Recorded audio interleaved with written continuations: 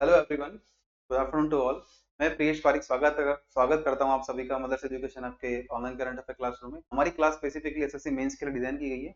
तो जो विद्यार्थी एसएससी मेंस में अपीयर होने वाले हैं उनको इस क्लास से काफी एडवांटेज मिलने वाला है। तो प्लीज इसे थोरोली आप रिवाइज करते रहिए डेली बेसिस पर, और जो पीछे कुछ छूट जाता है उसको भी आप टाइमली रिवाइज करते रहें। आज का लेक्चर स्टार्ट करें उससे पहले एक कमेटी के बारे में बताना चाहूंगा आपको मैं कि रामनाथ कोविंद जी, आप सभी इनके नाम से परिचित होंगे। ये भारत के पूर्व राष्ट्रपति भी हैं। रामनाथ कोविंद जी की अध्यक्षता में एक पैनल बनाया गया था, कमेटी बनाई गई थी। क्लियर। और हमने कुछ दिन पहले पढ़ा था कि इस कमेटी के रिकमेंडेशन पर था कि भारत में लोकसभा, राज्य विधानसभा और पंचायती राज चुनाव एक साथ कराए जाएं। ठीक है। उसके बारे में पहला क्वेश्चन आपके लिए आज का, with reference to the high level committee on one nation one election consider the following statement, यानी एक राष्ट्र एक चुनाव पर उच्च स्तरीय समिति बनाई गई थी, उसके संबंध में निम्नलिखित बिंदुओं पर चर्चा कीजिए, विचार करिए। The committee recommended the preparation of single electoral roll and electoral photo identity card, यानी समिति ने बोला है कि एकल मतदाता सूची बनाया जाए। एकल मतदाता क्या होता है, देखिए एकल मतदाता सूची क्या है, और मतदाता फोटो पहचान पत्र आप सभी जानते हैं कि वोटर आईडी कार्ड होता है हमारा, को भी election commission of India, Bharat के निर्वाचन आयोग के द्वारा जारी किया जाता है। अब इसमें बात बोलेगी एकल मतदाता सूची यानी सिंगल इलेक्टोरल रोल। इसका मतलब क्या है, देखिए अगर राज्य विधानसभाओं के लिए, लोकसभा के लिए चुनाव होते हैं, उसके लिए जो मतदाता सूची जारी होती है वो करता है भारत का निर्वाचन आयोग। वही हम बात करें पंचायती राज संस्थानों की, जिसमें कि आपके ग्राम पंचायतों के इलेक्शन होते हैं, ठीक है, नगर निकाय के चुनाव होते हैं, उनके संबंध में कौन बनाएगा, वो बनाएगा राज्य निर्वाचन आयोग। राइट। तो यहाँ बोला गया है कि कमेटी ने कहा है कि हमें एक ही प्रकार का मतदाता सूची बनाना चाहिए, जिसमें कि नगर निकाय भी शामिल हो, यानी पंचायती राज चुनाव भी शामिल हो, दूसरा राज्य विधानसभा और लोकसभा चुनाव भी, लोकसभा चुनाव के लिए भी एक सिंगल वोटर लिस्ट हमारे पास हो, पहला। दूसरा है the constitution should be amended to enable simultaneous election, यानी इसमें कहा गया है कि अनुच्छेद 368 आर्टिकल 368 के तहत हमें संविधान में संशोधन करना होगा, जिसके द्वारा हम एक साथ, यानी विधानसभाओं के और पंचायती राज चुनाव के चुनाव एक साथ करा पाए। बिल्कुल सही बात है, करना पड़ेगा अमेंडमेंट। ठीक है, क्योंकि जो पंचायती राज सब्जेक्ट है ना, ये किसका है, राज्य स्टेट लिस्ट का सब्जेक्ट है। The Panchayati Raj elections are enlisted in the state list under the schedule 7 of the Indian constitution. तो as per the rules, as per the constitution, the government of India will need to ratify from more than 50% of the state for conducting the simultaneous election or to make amendment in the election procedure.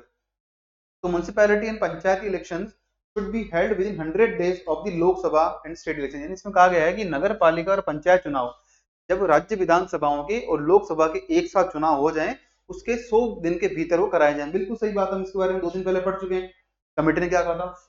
ठीक है। अब आपको बताना है विच of the statement given above is और are correct, निम्नलिखित में से कौन से कथन सही है या कितने कथन सही। देखिए राइट आंसर जो होगा ना, ऑप्शन सी होगा। हमने पढ़ा है सारे स्टेटमेंट सही है, इसमें कोई गलती नहीं है, ध्यान रखिएगा, ये सारी बात बोली गई। तो रामनाथ कोविंद जी हमारे भारत के पूर्व राष्ट्रपति हैं, उनकी अध्यक्षता में कमेटी बनेगी और उन्होंने प्रपोज किया है 18 अमेंडमेंट, कितने, कि हमें 18 संशोधन करने होंगे, इंक्लूडिंग 15 कॉन्स्टिट्यूशनल अमेंडमेंट, यानी जिसमें कि 15 संविधान संशोधन होंगे। तो जाहिर सी बात है, अगर हमें इलेक्शन एक साथ कराने हैं तो कुछ राज्य की विधानसभाओं का कार्यकाल कम भी होगा, कुछ का बढ़ेगा, इसी बारे में बात की गई है। To synchronize the terms of Lok Sabha and state assemblies simultaneously hold elections and prepare a common electoral roll, तीन बातें यहाँ पे लिखी गई है। इसमें कहा गया है लोकसभा और राज्य विधानसभाओं के जो टर्म है, यानी उनका कार्यकाल है, उनको एक लाना होगा, समान लाना होगा। दूसरा है साइमल्टेनियस इलेक्शन, यानी कि जो हमारी लोकसभा, विधानसभा, राज्य विधानसभाएं और पंचायती राज निकाय हैं, उनके चुनाव एक साथ कराने हैं। तीसरा है एक हमारे पास क्या हो, एक कॉमन इलेक्टोरल रोल, यानी एक सामान्य हमारे पास मतदाता सूची हो जो कि सभी के लिए कॉमन, ऐसा नहीं कि अलग अलग हमें जारी करना पड़े, इसमें टाइम भी लगता है, पैसा लगता है, पूरी मशीनरी लगती है और इवन पेपर भी वेस्ट होते हैं। कहीं ना कहीं उससे निजात मिलेगी, हमारा मल्टीप्लीकेशन जो वर्क है वो कहीं ना कहीं कम हो जाएगा, टाइम सेविंग चीज रहेगी। तो इसमें कहा गया है the one nation one election project hinges on two constitutional amendment, यानी क्या होगा इसके अंदर ना, भारत की जो संसद है उसके द्वारा 2 संविधान संशोधन करने पड़ेंगे। पहला क्या होगा, पहला होगा, बात करते हैं पहला क्या होगा। जो पहला संशोधन होगा, to transition to simultaneous election system, यानी हमें एक साथ अगर चुनाव कराने हैं उसके लिए हमें करना पड़ेगा, विधेयक लाना पड़ेगा, उससे पारित करना पड़ेगा स्पेशल मेजोरिटी। मतलब कि एक विधेयक लाया जाएगा जिसमें बात कही जाएगी कुछ राज्य विधानसभाओं के जो कार्यकाल है उसे बढ़ा बढ़ा रहे हैं, कुछ कम करने पड़ेंगे, और इसके संबंध में एक विधेयक लाया जाएगा पार्लियामेंट में, और उस विधेयक को दोनों सदन से, राज्यसभा और लोकसभा से क्या करना पड़ेगा, विशेष बहुमत से, स्पेशल मेजोरिटी से पास करना पड़ेगा। फॉर दिस टू कंडीशंस, इसके लिए दो कंडीशंस हमारे पास। बात करते हैं स्पेशल मेजोरिटी। ये क्या होता है, देखिए अगर हमें संविधान में संशोधन करना है ना, तो कुछ संशोधन इस प्रकार होते हैं। साधारण बहुमत, साधारण बहुमत क्या होता है, ordinary majority means the 50% of the total member plus 1, ये होता है हमारा ऑर्डिनरी मेजोरिटी। अगर हम बात करें कि स्पेशल मेजोरिटी, ये क्या होता है, देखिए जो हाउस है, हाउस मतलब लोकसभा या राज्यसभा, इसके कुल मेंबरशिप का कितना होना चाहिए, 50% प्लस 1। साथ ही साथ क्या हो कि जो वोट कर रहे हैं, वोटिंग प्रेजेंट भी हो और वोट कर रहे हो, प्रेजेंट इन वोटिंग, उनका चाहिए हमें 2/3। यानी मान लीजिए भारत की लोकसभा में कितने मेंबर है, 543, ठीक है। अब उसका 50% कितना होता है, ऑलमोस्ट मान लीजिए आप 220 के आसपास, 222, सॉरी 272 में चाहिए वोट किसके, 273 वोट हमें चाहिए लोकसभा से कुल मेंबरशिप के, इतने तो होने चाहिए। प्लस साथ में क्या हो, मान लीजिए उस समय सदन में 450 लोग मौजूद है, तो कितने होने चाहिए, उसका 2/3 कितना हुआ, 300 वोट, मतलब 300 लोगों की सहमति उसके अंदर चाहिए। ये कहलाता है हमारा स्पेशल मेजोरिटी। तो इस प्रक्रिया के माध्यम से हमें विधेयक पास करना पड़ेगा। ये तो हमने बात की किसकी, संविधान में संशोधन की। दूसरा है यदि हमें लोकल बॉडी यानी हमारे नगर स्थानीय चुनाव, स्थानीय निकाय हैं, उनके चुनाव अगर 100 दिन में कराने हैं, तो उसके लिए क्या करना पड़ेगा, हमें राज्यों की सहमति चाहिए। क्यों, ध्यान रखिएगा, जो लोकल गवर्नमेंट है, स्थानीय शासन है, ये हमारा आता है संविधान की 7वीं अनुसूची के तहत राज्य सूची के अंदर। राज्य सूची से संबंधित विषयों पर राज्यों की सहमति आवश्यक है, और यदि हमें इस फेडरल सिस्टम, जो संघीय व्यवस्था में बदलाव करना है, तो उसके लिए हमें आधे से अधिक राज्यों की सहमति भी इसमें रिक्वायर्ड होगी। तो यही बात बोली गई है। तो अंडर आर्टिकल 368, तो अमेंडमेंट शेल, अच्छा इसमें बोला गया है आर्टिकल 368 के अंदर कि यदि हमें इस लिस्ट में कोई संशोधन करना है, तो उसके लिए हमें क्या होगा, आधे से अधिक राज्य, 50% प्लस 1 स्टेट्स का हमें चाहिए अनुमति, रेटिफिकेशन, ठीक है। ये बात हो गई। और अगर मान लीजिए ऐसा होता है कि इलेक्शन कराने हो, इलेक्शन हो जाते हैं साइमल्टेनियस, यानी एक साथ चुनाव हो जाते हैं, उसके बाद अगर कुछ विधानसभा में या लोकसभा के अंदर क्या हो, वो लोकसभा भंग हो जाए, किसी कारण से अपना सरकार विश्वास मत खो दे, तो फिर जो होगा मिड टर्म इलेक्शन होंगे, मध्यावधि चुनाव होंगे। और मध्यावधि चुनाव जो होंगे ना, वो सिर्फ उसी बचे हुए कार्यकाल के लिए होंगे। मान लीजिए 5 साल का टर्म है, फॉर एग्जाम्पल हरियाणा की विधानसभा है, वहां पर 5 साल का टर्म सरकार का है, और 2 साल बाद ही क्या होता है, सरकार गिर जाती है किसी कारण से, तो क्या होगा, बचे हुए 3 साल के कार्यकाल के लिए मध्यावधि चुनाव होंगे। ऐसा नहीं कि दोबारा से 5 साल के लिए हो, ठीक है, ये बात बोली गई है। और जो नई इलेक्टेड असेंबली होगी या लोकसभा होगी, मतलब जो नवनिर्वाचित सदस्य होंगे लोकसभा विधानसभा के, वो बचे हुए कार्यकाल के लिए कार्य करेंगे, उसे कहा जाएगा अनएक्सपायर्ड टर्म, ठीक है।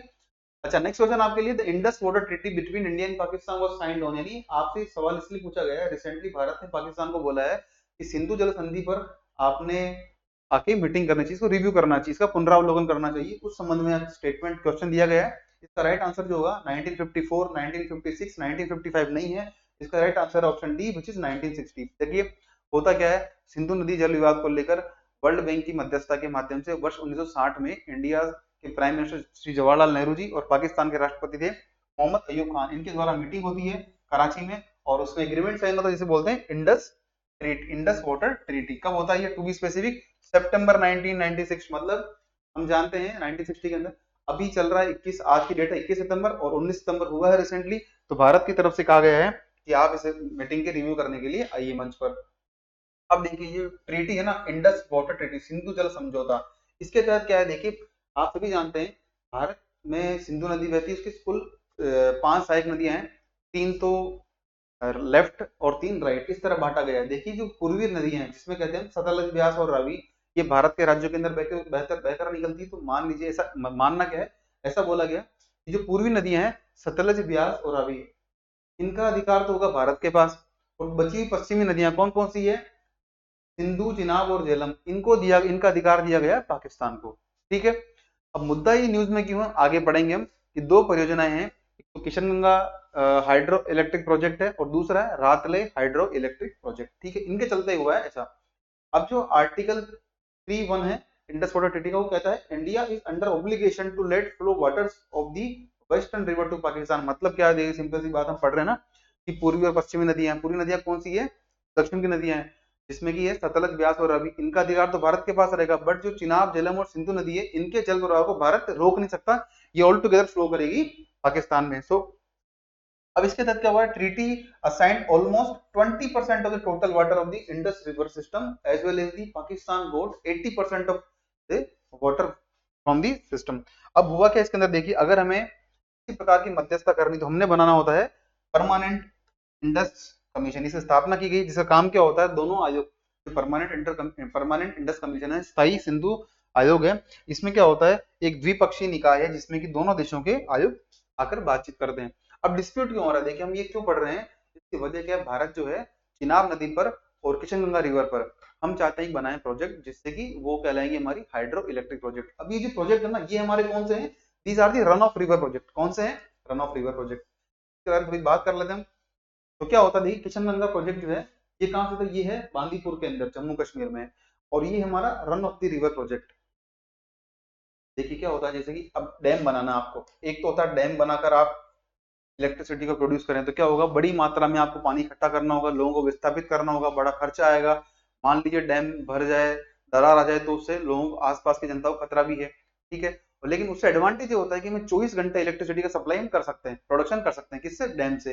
अब ये जो हमारा प्रोजेक्ट है, ये हमारा run of the river project, मतलब क्या है, अगर रिवर फ्लो कर रही है तो उसके पानी को स्टोर नहीं किया जाएगा, उससे क्या होगा, अलग अलग पाइप चैनल के माध्यम से फ्लो, पानी के फ्लो को डाइवर्ट करके इलेक्ट्रिसिटी बनाई जाएगी और उस पानी को दोबारा नदी के अंदर छोड़ दिया जाएगा, स्ट्रीम के अंदर, बाय द स्ट्रीम, ठीक है।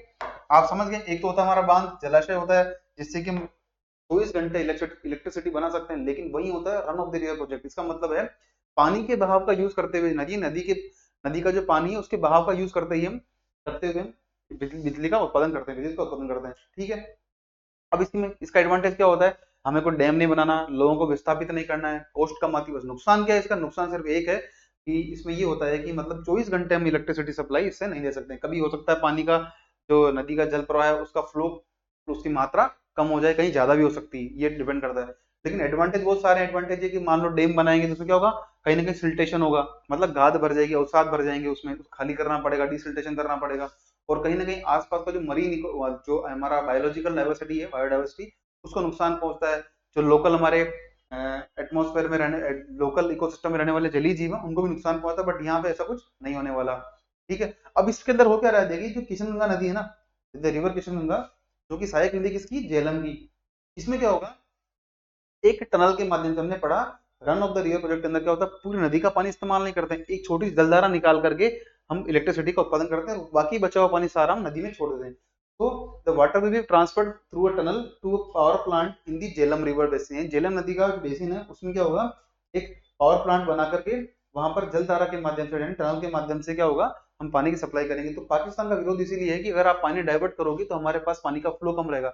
अब उन्हें कौन समझाए, 80% तो बेनिफिट वो लोग ले रहे हैं, ठीक है। और भारत जो है, ये देखिए विश्व की एकमात्र ट्रीटी है जिसमें कि अपर राइपेरियन स्टेट, यानी अपर राइपेरियन स्टेट को नुकसान है। मतलब क्या है कि ऐसा देश, ऐसा राज्य, देखिए विश्व के संदर्भ के अंदर हर देश को राज्य माना जाता है, तो ऐसा ये एकमात्र विश्व का, मतलब पूरा ग्लोबली देखा जाए तो एकमात्र संधि जिसमें कि अपर राइपेरियन स्टेट को नुकसान हो रहा है। मतलब कि जिस जिस जिस कंट्री के यहाँ से, जिस राज्य के यहाँ से जल, जो नदी का प्रवाह शुरू हो रहा है, नदी का उद्गम हो रहा है, उसके पास अधिक रिसोर्सेज हैं, उनका उसे यूज करने की अनुमति कम दी गई। तो पहला अपने आप विचित्र ये एग्रीमेंट है जो उस समय किया गया था हमारे देश में, ठीक है। अब नेक्स्ट क्या पाकिस्तान ने क्यों किया है, पाकिस्तान ने बोला है, पाकिस्तान के पास क्या कि जो पाकिस्तान में नदी निकलती है किशनगंगा, उसे बोलते हैं नीलम नदी। तो इनका कहना है कि it will affect the construction of the run of the river project for the hydro electricity production, it will affect the flow of river in our Pakistan. मतलब पाकिस्तान में पानी कमी हो जाएगी, ऐसा इनका मानना है। अब इन्हें कौन समझाएगी ये बात क्या चल रही है। दूसरा हमने पढ़ा था रातले रिवर, ये कहाँ बन रहा है, रातले प्रोजेक्ट ये बन रहा है, जल विद्युत परियोजना ये बन रही है हमारी चिनाब रिवर पर। कहां पर, चिनाब रिवर पर, ये कंस्ट्रक्शन चल रहा है इनका, लेकिन अभी ठीक है, कब तक पूरे होते हैं वो तब, जब पूरे होंगे तब हम पढ़ लेंगे। नेक्स्ट क्वेश्चन आपके लिए, who has become the first human fighter pilot to join the LCA light combat aircraft, यानी हल्के लड़ाकू विमान है, तेजस फाइटर फ्लीट, यानी तेजस की जो लाइट कॉम्बैट एयरक्राफ्ट है हमारे एलसीए तेजस, उनकी जो फ्लीट है, मतलब उनका जो बेड़ा है, उसमें भारत की ओर से शामिल होने वाली पहली महिला फाइटर पायलट कौन है? तो आपके सामने 4 नाम है, भावना कांत जी, अवनी चतुर्वेदी जी, मोहना सिंह जी और दूसरा है, चौथा है स्नेहा चौहान जी। देखिए 3 नाम, आप इन 3 नाम से परिचित होंगे, राइट? क्योंकि भावना कांत जी, अवनी चतुर्वेदी जी और मोहना सिंह जी ये फाइटर पायलट हैं भारत की ओर से। भावना कांत जी जो है ये हमारे सुखोई कोई विमान उड़ाती है। अवनी चतुर्वेदी जी सुखोई 30 MKI ये फाइटर प्लेट को ये फ्लाई करती हैं। बट जो मोहना सिंह जी हैं ये हाल ही के अंदर बनी है भारत में पहली ऐसी महिला फाइटर पायलट जिन्होंने कि तेजस लड़ाकू विमान के बेड़े में शामिल होकर उन्होंने अपना कीर्तिमान हासिल किया है। ठीक है, राइट ऑप्शन क्या हो जाएगा? मोहना सिंह, जो बिलोंग करती है राजस्थान के झुंझुनू जिले से। तो squadron leader Mohana Singh became the made history by becoming the first women fighter pilot to join the fleet of light combat aircraft Tejas, जिसका नाम क्या है? 18 फ्लाइंग बुलेट्स। ये आप याद रखिएगा, 18 फ्लाइंग बुलेट्स किसका किसका बेड़ा है? ध्यान रखिएगा, तेजस एयरक्राफ्ट का बेड़ा है हमारा। ठीक है, जो भारत के अंदर बनाया गया है और ये भारत की पहली महिला ऑफिसर बनी है। देखिए अभी कहाँ शोकेस हुआ है? जोधपुर में आयोजित तरंग शक्ति। आप सभी जानते हैं कि तरंग शक्ति वो अभ्यास युद्धाभ्यास है जो कि 2 चरण में हो रहा है। पहले हुआ था हमारे कहाँ पर? ये हुआ था तमिलनाडु के अंदर, और दूसरा सेकंड फेज शुरू हुआ है राजस्थान के अंदर। ठीक है, अच्छा अभी क्या शोकेस करता है? देखिए 2016 के अंदर भारत सरकार ने नियम बनाया कि हम जो है महिलाओं को फाइटर यानी फाइटर स्ट्रीम के अंदर भी अलाउ करेंगे। और वर्तमान में इंडियन एयरफोर्स के अंदर, भारतीय वायुसेना के अंदर 20 महिला फाइटर पायलट्स हमारे पास। तो जो शुरुआती 3 महिला फाइटर पायलट थी वो कौन थी? अवनी चतुर्वेदी जी, भावना कांत जी और मोहना सिंह जी। 3 नाम याद रखिएगा।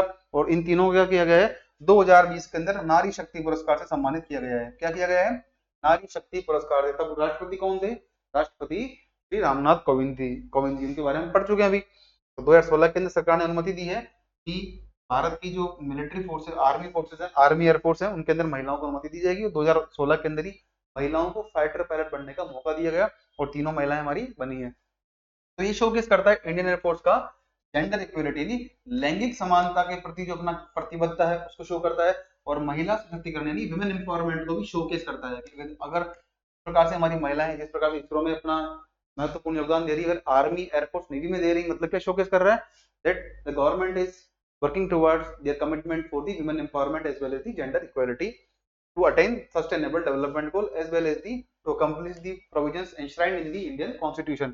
तो होता क्या? देखिए 2019 के अंदर जो तीनों हमारी पायलट फाइटर हैं वो हैं अवनी चतुर्वेदी जी फ्लाइट लेफ्टिनेंट भावना कांत जी और मोहना सिंह जी। ये तीनों बनती है हमारी इंडियन एयरफोर्स की विमेन पायलट।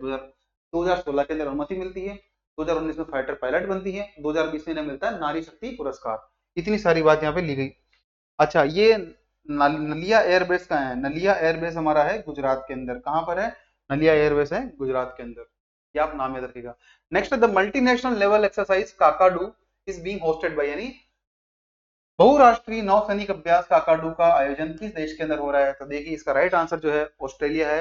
और ऑस्ट्रेलिया के डार्विन स्टेट में। कहां पर हो रहा है ये आप नाम याद रखिएगा। डार्विन स्टेट के अंदर हो रहा है ऑस्ट्रेलिया की काकाडू। ये 16वां युद्धाभ्यास है इस श्रेणी का। इसकी शुरुआत 1993 में हो गई थी और ये 16 युद्धाभ्यास है जिसमें कि लगभग 32 देश भाग ले रहे हैं। कितने देश? 32 कंट्रीज। और इसका आयोजन कौन करता है? तो इसका आयोजन करता है रॉयल ऑस्ट्रेलियन नेवी RAN यानी ऑस्ट्रेलियाई शाही नेवी के नौसेना के द्वारा इसका आयोजन होता है। और यह हमारी है द्विवार्षिक अभ्यास यानी it is a biennial exercise of the multiple countries. और इसकी सपोर्ट करता है रॉयल ऑस्ट्रेलियन एयरफोर्स यानी ऑस्ट्रेलिया की जो वायुसेना है उसके द्वारा तो इसका समर्थन होता है। ध्यान रखिएगा ये कहाँ आयोजन हो रहा है? ऑस्ट्रेलिया के डार्विन। अब हम क्यों पढ़ रहे हैं इसको? इसकी वजह क्या? भारत की ओर से भी इसमें भाग लिया जा रहा है। भारत की ओर से गया है हमारा इंडियन नेवी का P8I एयरक्राफ्ट। कौन सा है? P8I aircraft. ये इसे हाल ही में गया है जो कि काकाडू जो हमारा काकाडू अभ्यास का 16वां संस्करण है ये हो रहा है ऑस्ट्रेलिया के डार्विन में। भारत की ओर से नेवी का एयरक्राफ्ट गया है P8I एयरक्राफ्ट। इस वर्ष की थीम क्या है? देखिए थीम क्या है? Regional cooperation through trusted and proven partnership. यानी क्या होता है कि विश्वसनीय और सिद्ध भागीदारी के माध्यम से क्षेत्रीय सहयोग को बढ़ावा देना। मतलब जो इस रीजन के इंडो पैसिफिक रीजन के कंट्रीज हैं वो क्या है? उनमें आपस में ट्रस्ट है और ट्रस्ट को शो करते हुए हम क्षेत्र की सुरक्षा को इंश्योर करना चाहते हैं। ये इसका थीम है। अब ऑस्ट्रेलिया का ध्यान रखिएगा। ऑस्ट्रेलिया का जो सबसे बड़ा युद्धाभ्यास है ना वो यही है, काकाडो ही है। ठीक है, इसमें क्या हो रहा है, अलग अलग कंट्री की हेलीकॉप्टर वॉरशिप भाग ले रही हैं, मेरीटाइम फोर्सेस भी भाग ले रहे हैं इसके अंदर, ये इसकी खूबी है। नेक्स्ट क्वेश्चन है, who has become the president of international federation of international head hockey federation, I FIH, federation of international hockey है, इसके वर्तमान में अध्यक्ष कौन बने हैं? तो देखिए क्या है, ये जो व्यक्ति है ना ये दोबारा चुने गए हैं, दोबारा बने, मतलब पहले थे ये 2022 के अंदर बना दिया गया था इनको, दोबारा सेकंड टर्म है इनका। तो थॉमस बाग की बात करें, थॉमस बाग देखिए अंतरराष्ट्रीय ओलंपिक समिति के अध्यक्ष कौन है? इंटरनेशनल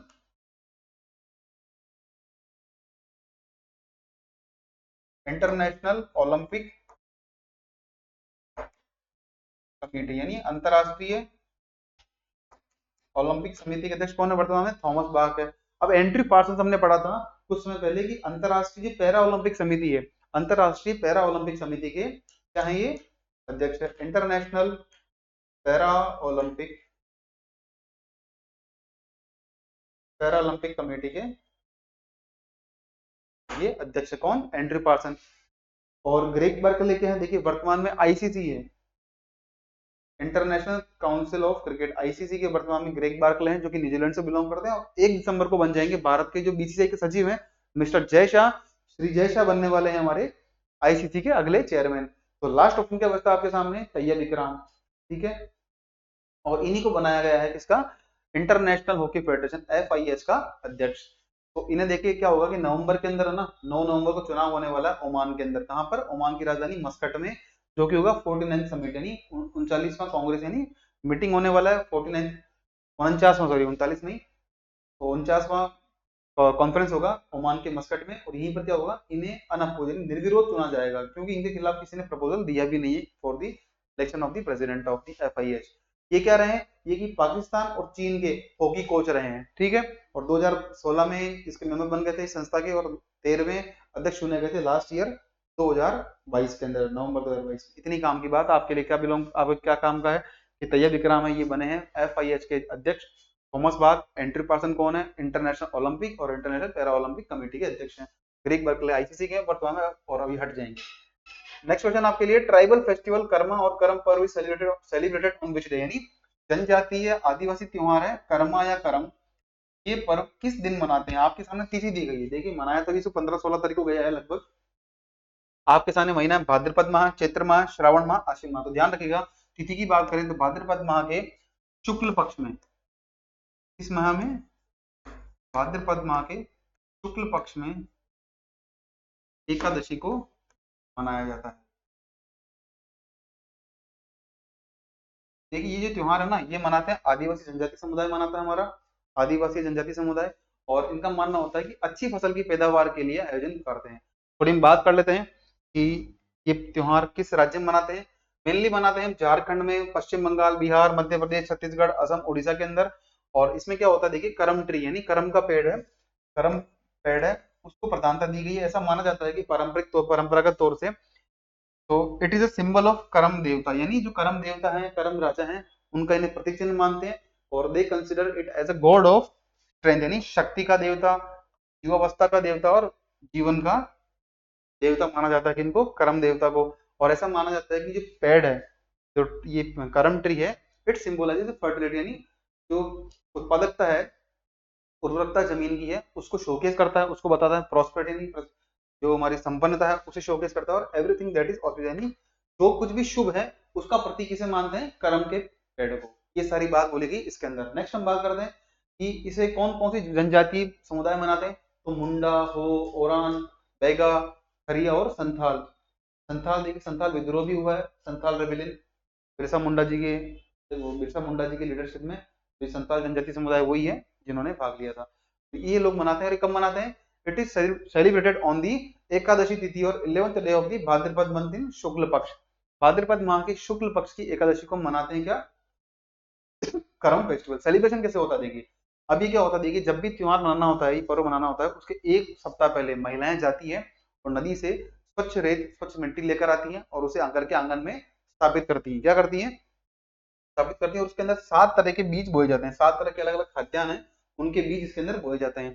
नेक्स्ट है, अब जो त्योहार मनाते हैं उस दिन क्या होता है देखिए, जो करम ट्री है उसको प्लांट करते हैं कोर्ट यार्ड या अखरा के अंदर, यानी घर के आंगन या अखरा के अंदर, जिसे अखरा कहते हैं, उसके अंदर क्या करते हैं, वो करम के पेड़ को, करम के पौधे को स्थापित करते हैं, रोपते हैं, उसको बोते हैं।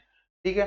अब जो भक्त हैं, डिवोटीज है, वो आते हैं जवा नाम का लेकर। जवा क्या होता है, एक हमारा गुड़हल का पौधा है, हिबिस्कस जिसे कहते हैं, गुड़हल का पौधा, गुड़हल का फूल होता है, कि भगवान शिव को हम चढ़ाते हैं।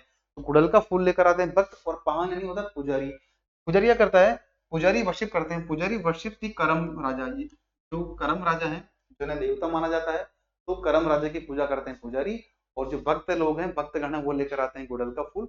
और सारी पूजा करने के बाद क्या होता है, गुड़हल का फूल सभी के अंदर बांटा जाता है। और अंत में क्या होता है, जो करम ब्रांच है, यानी जो करम का, करम पौधे की शाखा है, से किसी नदी में या तालाब के अंदर करते हैं विसर्जित, इमर्जन करते हैं। और जवा जो लेकर आते हैं, ये सभी जो भक्त हैं, सब डिवोटीज हैं, इनके आपस में बांटा जाता है। ये बिल्कुल ट्रेडिशनल फॉर्म है इस त्योहार को मनाने का। आपको इतना पता होना चाहिए कि क्या, कौन सा त्योहार है, it is the festival of harvest, good harvest का मतलब अच्छी पैदावार हो, इसके बारे में भगवान से प्रार्थना की जाती है। और आदिवासी जो है इस त्योहार को मनाते हैं। और इसमें क्या होता है, toward the end of the Karam festival branches from sal और belua trees are often planted in the field. अब इसमें क्या होता है, देखिए दूसरा सबसे अंत में क्या होता है, दो पौधे हैं, एक तो साल का पेड़ है और एक बेलुआ का पेड़ है। इन दोनों की क्या होती है, शाखाएं लेकर खेतों के अंदर रोप देते हैं, खेतों में गाड़ देते हैं, और ऐसा मानते हैं करम राजा है वो इनकी फसल की सुरक्षा करेंगे। ठीक है। आपने सुना होगा ना बीजू का, मतलब कभी अगर आपने खेत गए हो, जो भी विद्यार्थी शहरों से, वो खेत में कहाँ जाने का मौका मिलेगा, अगर खेत में को एक स्टेचू खड़ा रखते हैं, जिसको कपड़े पहनाए रखते हैं, जिससे कि जानवर ना आए, तो ऐसा कुछ इनके प्रतीक चिन्ह मानना है।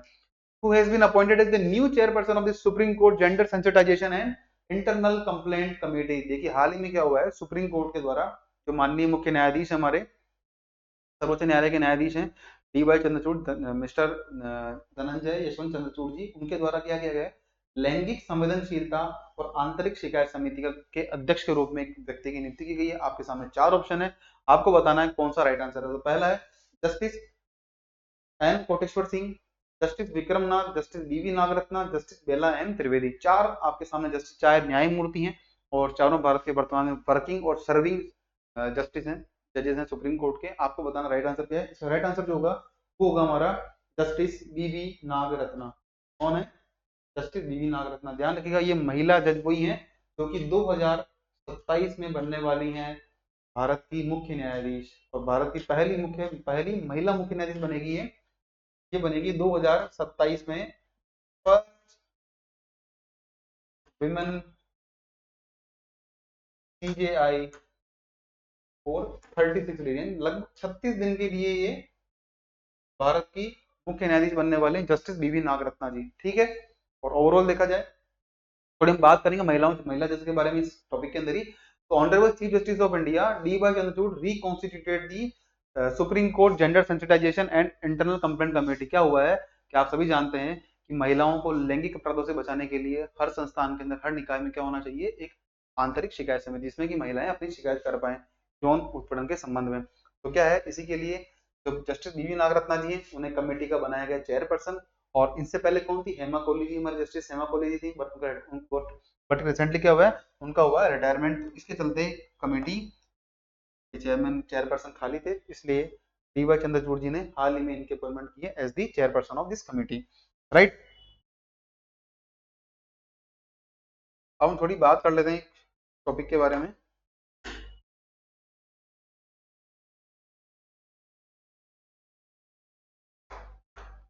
कि अभी तक विमेन जजेस कौन कौन रही हैं भारत के अंदर, है ना। विमेन जजेस टू दी सुप्रीम कोर्ट।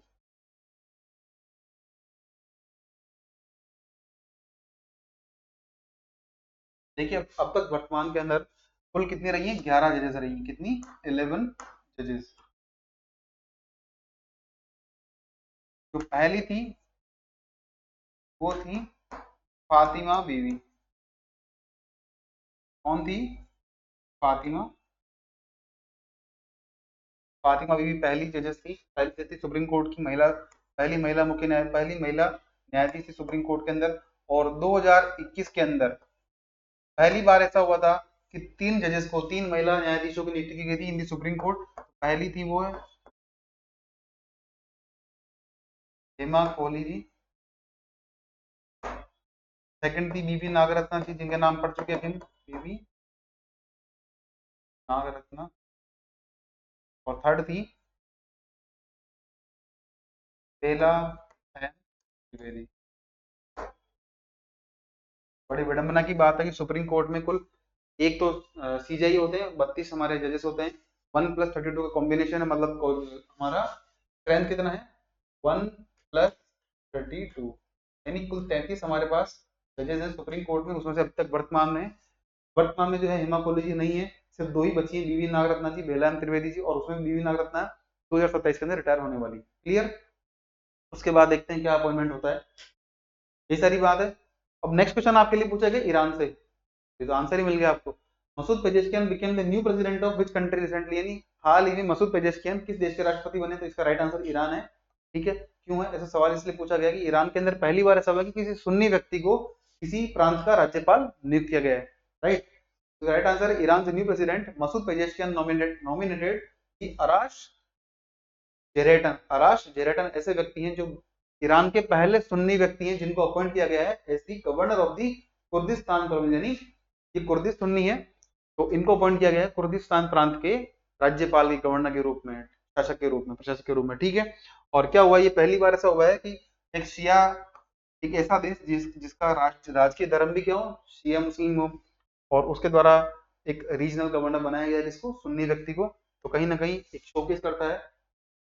और ये कब से कब हुआ है, 1979 के अंदर इस्लामिक रेवोल्यूशन हुआ था, उसके बाद पहली बार ऐसा हो रहा है कि हम सुन्नी व्यक्ति का अपॉइंटमेंट देखने को मिलती है। ईरान की कुल आबादी है ना, उसमें लगभग 10% लोग कौन है, सुन्नी है। कितने हैं, 10%। और ध्यान रखिएगा मसूद पेजेशकियान ने कहा था कि कहीं ना कहीं जो रिलीजियस और एथनिक माइनॉरिटीज हैं ईरान के अंदर, मतलब सुन्नी लोग, उनको भी कहीं ना कहीं प्रॉपर रिप्रेजेंटेशन या प्रेजेंटेशन मिलना आवश्यक है, और उसी के और उन्होंने प्रयास किया है। अब हम बात करें इराक, ऑप्शन था आपके सामने, पहला ऑप्शन, तो इराक के राष्ट्रपति कौन है, अब्दुल लतीफ राशिद। कौन है, अब्दुल लतीफ राशिद। ओमान जो था ऑप्शन, उसके अंदर तो राजतंत्र राजाशाही है, तो उनको उसका कोई मतलब नहीं बनता है। Next, which of the following statement is not correct about the BRICS grouping, यानी ब्रिक्स समूह के संबंध में निम्नलिखित में से कौन सा कथन असत्य है, यानी सही नहीं है। तो पहला, the first BRICS summit was held in Russia, बिल्कुल ये सही है, हम ये कई बार पढ़ चुके हैं। येकातेरिनबर्ग समिट, येकातेरिनबर्ग समिट हुई थी 2009 के अंदर, पहला देश नहीं हुआ था। सेकंड है, South Africa was included in the grouping in 2013, गलत सवाल है।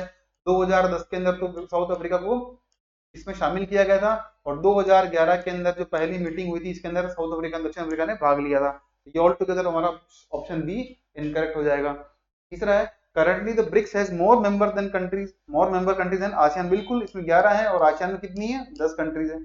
ये स्टेटमेंट हमारा सही है। नेक्स्ट है, the new development bank which was earlier known as the BRICS development bank was established in the year 2015, बिल्कुल हम जानते हैं, हम पढ़ चुके हैं कई बार कि ब्रिक्स के समिट में 2014 का समिट हुआ था ब्राजील के फोर्टालेजा में, और वहां पर आया था फोर्टालेजा डिक्लेरेशन, यानी फोर्टालेजा घोषणा पत्र, उसी के तत्वावधान के अंदर, उसी को फॉलो करते हमने क्या बनाया, ब्रिक्स डेवलपमेंट बैंक है, न्यू डेवलपमेंट बैंक, जिसकी स्थापना 2015 में होती है, शंघाई में इसका हेडक्वार्टर है। इसमें सर्वाधिक शेयर किसका है, चीन का है, लगभग 40%। भारत, रूस और भारत, रूस, ब्रिक्स,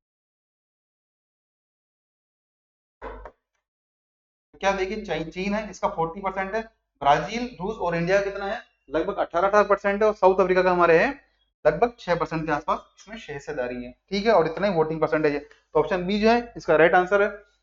तो अभी क्या हुआ देखिए, टर्की ने ऑफिशियली कहा है, टर्की ने आधिकारिक तौर पर कहा है कि वो चाहता है कि ब्रिक्स को ज्वाइन कर ले। ध्यान रखिएगा, टर्की की इच्छा थी वो ईयू को ज्वाइन कर ले, बट अगर ईयू को ज्वाइन करता तो उसे अलग एडवांटेज मिलते, बट अगर ब्रिक्स को ज्वाइन करेगा तो वो ईयू को नहीं करने वाला है।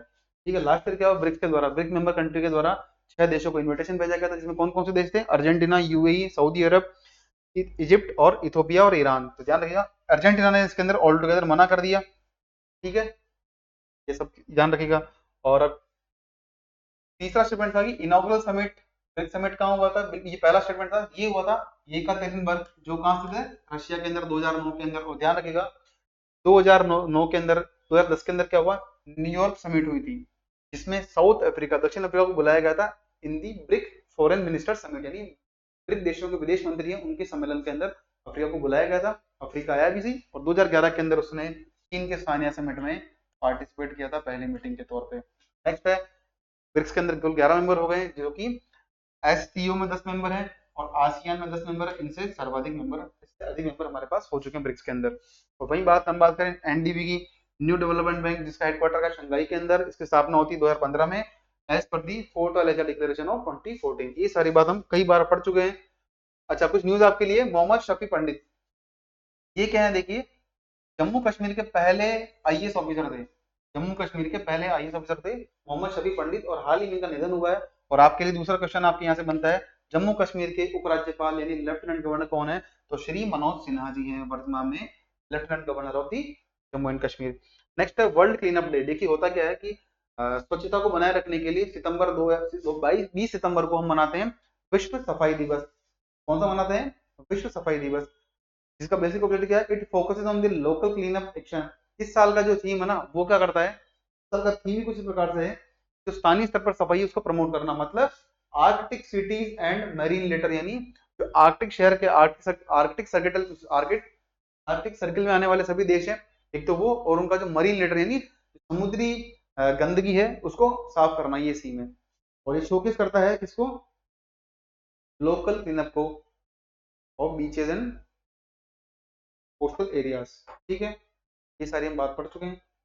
नेक्स्ट, इसकी शुरुआत कब हुई थी? ध्यान रखिएगा, पिछले वर्ष 2023 के अंदर यूएन जनरल असेंबली यानी संयुक्त राष्ट्र महासभा के 78वें अधिवेशन के तहत एक रेजोल्यूशन, एक प्रस्ताव पारित किया गया जिसका नाम था 78/122। और इसके तहत घोषणा की गई कि वर्ल्ड क्लीनअप डे मनाएंगे प्रतिवर्ष 20 सितंबर को।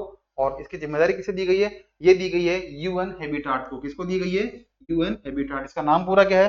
United Nations human settlements programme, UN habitat है, ये करता है आयोजन, ध्यान रखिएगा। तो यूएनडीपी यूएनएपी नहीं करता है। नेक्स्ट न्यूज आपके लिए है गोपालपुर पोर्ट। देखिए गोपालपुर पोर्ट क्या उड़ीसा के अंदर स्थित है। कहां पर स्थित है? उड़ीसा के अंदर, उड़ीसा के तट पर स्थित है। और एक गंजम जिला है हमारा, ये गंजम डिस्ट्रिक्ट है, उसके पास अवस्थित है। एक डीप सी वाटर पोर्ट है, यानी समुद्र में गहराई में स्थित है ये नेचुरली। न्यूज में क्यों है? क्योंकि उड़ीसा गवर्नमेंट की कैबिनेट ने निर्णय लिया है कि इसमें 95% शेयर जो है वो दे दिया जाएगा अडानी पोर्ट्स को। किसको? Adani ports and special economic zone यानी एपीएसईजी कंपनी है, इसको दे दिया जाएगा, जिसका अधिकार पहले किसके पास था? सॉरी, मतलब सरकार के पास था। तो इनका मानना है कि, इनका कहना है कि 95% स्टेक हम दे रहे हैं किसको? अडानी पोर्ट्स को। ठीक है, ध्यान रखिएगा ये मेजर पोर्ट नहीं है जो गोपालपुर पोर्ट पढ़ रहे हैं। ओडिशा का मेजर पोर्ट कौन सा है? पारादीप पोर्ट। कौन सा है? हमने कुल 13 पोर्ट पढ़े थे, 12 पोर्ट जैसे एक पोर्ट था पारादीप पोर्ट। ये है उड़ीसा का मेजर पोर्ट यानी प्रमुख बंदरगाह। आपके लिए मेजर पोर्ट ही काम के हैं, क्योंकि माइनर पोर्ट कितने पढ़ेंगे आप? 200 करीब पोर्ट है, आप पढ़ ही नहीं सकते, याद ही नहीं होंगे। इससे बढ़िया आप ये पढ़े, मेजर पोर्ट कुल 12 हैं, कुल अब 14 हो जाएंगे। एक तो वाधवान पोर्ट बनने वाला है और 14 बनने वाला हमारा जो गलतिया बे अंडमान निकोबार में, वो तो कुल 14 हो जाएंगे। 12 में से एक मेजर पोर्ट हमारा उड़ीसा का पारादीप पोर्ट है। ठीक है, नेक्स्ट टाइम हमने कल भी न्यूज स्किप कर ली थी ड्यू टू टाइम कंस्ट्रेंट। हमने पढ़ा था कि जॉर्डन के बारे में, आज यदि आपको याद हो, हमने पढ़ा था कि तो ये वेस्ट बैंक है, इसको बोलते हैं, यहाँ से निकलती है, जॉर्डन रिवर निकलती है। ठीक है, ये सी ऑफ गैलिली है, ये डेड सी है, ये सब हम कल की क्लास में पढ़ चुके हैं। Dead Sea, sea of Galilee, sea of Galilee. ठीक है, ये पढ़ चुके हैं। ये गाजा स्ट्रिप है, ये जेरूसलम है, और इजराइल है पूरा। ये सारी हम बात पढ़ चुके हैं। अभी हम क्यों पढ़ रहे हैं? इसकी वजह है एक अपॉइंटमेंट। क्या है? एक नियुक्ति। तो जॉर्डन के प्राइम मिनिस्टर हैं, सॉरी जॉर्डन के राजा हैं किंग अब्दुल्ला टू। कौन है? राजा है अब्दुल्ला टू। उन्होंने अब्दुल्ला सेकंड उन्होंने अपॉइंट किया है जफर हसन को। किसको? जफर हसन को बनाया है जॉर्डन का नया प्रधानमंत्री। जफर हसन कौन है? जॉर्डन के प्रधानमंत्री। कौन है? जफर हसन है जॉर्डन के प्रधानमंत्री। और किसने अपॉइंट किया है? जॉर्डन के राजा हैं किंग अब्दुल्ला टू, उनके द्वारा अपॉइंटमेंट की गई है। ठीक है, और इससे पहले कौन थे? तो बिशर खसवाने थे, उनको रिप्लेस करके बनाया गया। और जॉर्डन देश की राजधानी क्या है? अम्मान है। यहाँ पर हमें दिखता है गोलन हाइट। क्या दिखता है? गोलन हाइट। गोलन हाइट ध्यान रखिएगा, ये एक डिस्प्यूटेड विवादित जमीन है। किसके बीच में? एक तरफ तो पड़ता है हमारा सीरिया और एक पड़ता है हमारा इस तरफ इजराइल। ये क्वेश्चन आपसे पूछ सकते हैं, ध्यान रखिएगा। जॉर्डन की लोकेशन एक तरफ सऊदी अरब है, एक तरफ इराक है, एक तरफ सीरिया है, इधर लेबनान है, इधर इजराइल है, और इस तरफ इजिप्ट, इजिप्ट का सिनाई पेनिनसुला है। इतनी बात आपके लिए काम की है, ध्यान रखिएगा। अगर ऐसी कोई न्यूज आती है प्लेसेस को लेकर तो प्लीज आप उसे रिवाइज करते रहिए, मैप में देखिए, कहीं ना कहीं आपको एडवांटेज होगा उस चीज के एग्जाम में।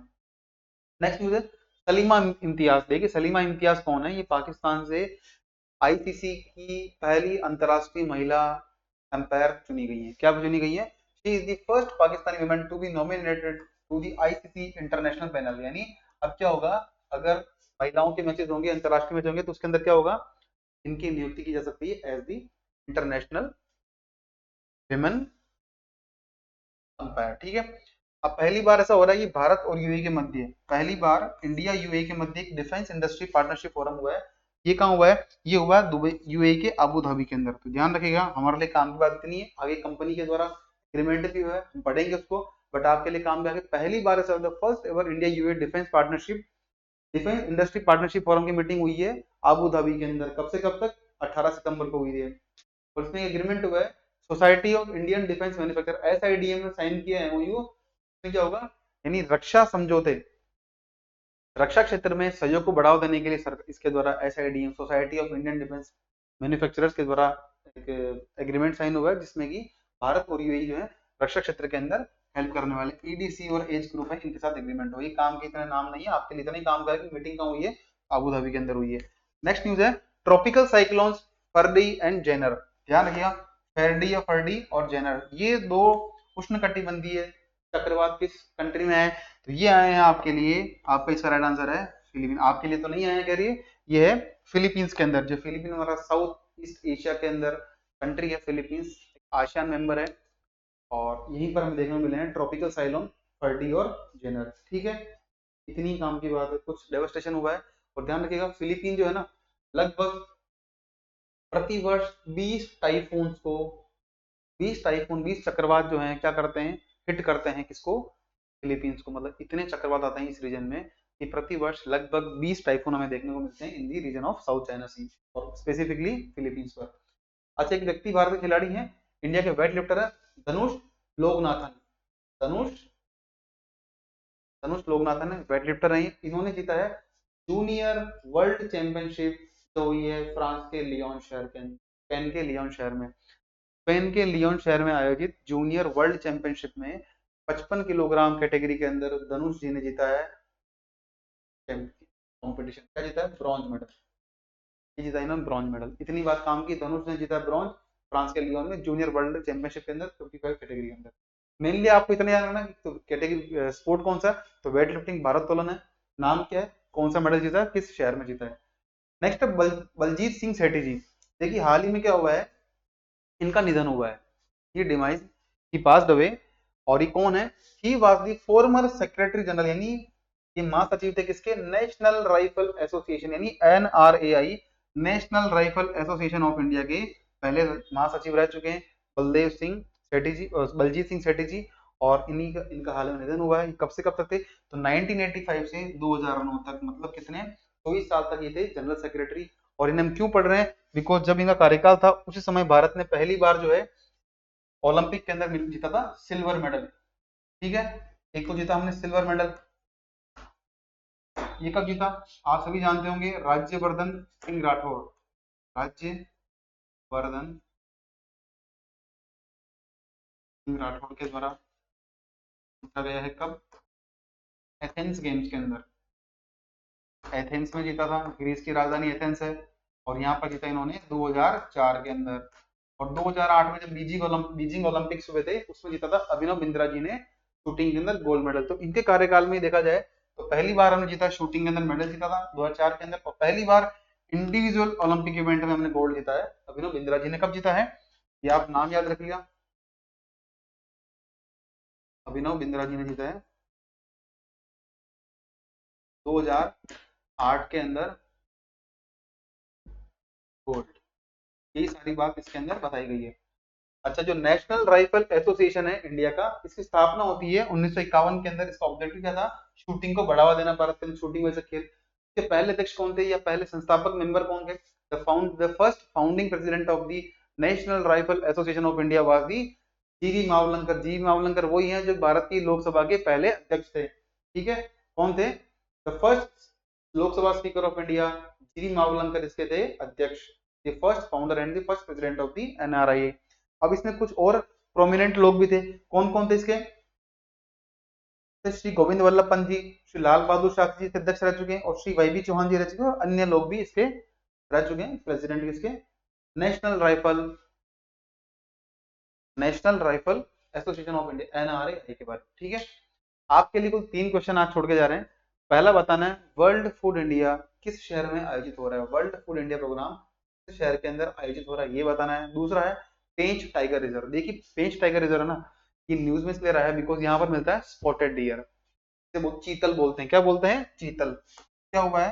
Spotted deer. इसके बारे में अगली क्लास में डिटेल से पढ़ लेंगे कि किस प्रकार की प्रजाति है स्पॉटेड डियर, हिरण कह लीजिए या फिर कह लीजिए चीतल। इनकी संख्या इतनी ज्यादा बढ़ गई है कि कहीं ना कहीं इनका जो आवास है उस आवास के लिए नुकसानदायक हो गए। मतलब ऐसा होता ना कि अगर पर्यावरण के अंदर, एनवायरमेंट में, इकोलॉजी के अंदर अगर हमें संतुलन रखना है तो हर स्पीसीज यानी हर प्रजाति की जीवों की समानता होनी चाहिए। मतलब जितने रिक्वायर्ड नंबर है उतने होना चाहिए। कोई जानवर किसी अपने छोटे जानवर खाता भी है तो उसे इकोलॉजिकल बैलेंस तो हमारा खत्म नहीं हो। इनकी संख्या बढ़ गई इसलिए पेंच टाइगर रिजर्व न्यूज में है। Next third question, Mollem Mollem national park. ये मोल्लेम नेशनल पार्क किस राज्य में है ये आपको बताना है। ये वही राज्य है जहां पर है doctor Salim Ali bird sanctuary. क्या है? अब इतना हिंट मिल चुका है आपको, अगर आप थोड़ा भी आइडिया होगा तो आप इसका आंसर पता लगा सकते हैं। Doctor Salim Ali bird sanctuary.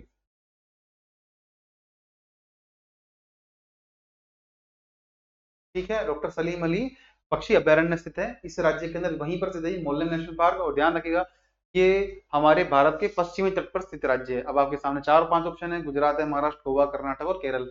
इनमें से बताइएगा आप। इतना हिंट मिल चुका है, doctor Salim Ali bird sanctuary है और ये भारत के पश्चिमी तट पर स्थित है।